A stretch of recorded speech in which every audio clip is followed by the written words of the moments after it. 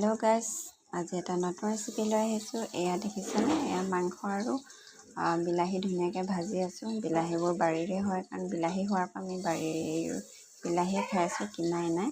ইফালে হৈছে দাইল বইল কৰি থৈছিলোঁ, তো মাংসটো সিজাৰ পিছত দাইলখিনি দি দিছোঁ আৰু পানীও লগাই দিলোঁ। তো এয়া মানে এতিয়া এই বস্তুটো মই বাৰীৰ পৰা নিছিলোঁ, যিটো মানে মাছাং শাক বুলি কয়, কিন্তু অসমীয়া মানুহে কি কয় মই নাজানো। ইয়াৰ ফুলটো অকণমান অৰেঞ্জ কালাৰ টাইপৰ, তো মানে অকণমান খালে কিবা জ্বলা তিতা তেনেকুৱা ভাৱ এটা আহে। এয়া ইয়াতে দি দিলোঁ। এয়া হৈছে পিঠাগুড়ি, তো আমাৰ চাউলৰ গুড়ি হয়। তাৰপৰা এয়া পানী দি মেলি ঘুলি ধুনীয়াকৈ বাকি দিছোঁ।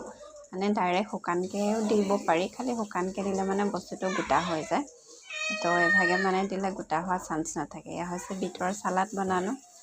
এয়া ধনিয়া কাটি দিলোঁ।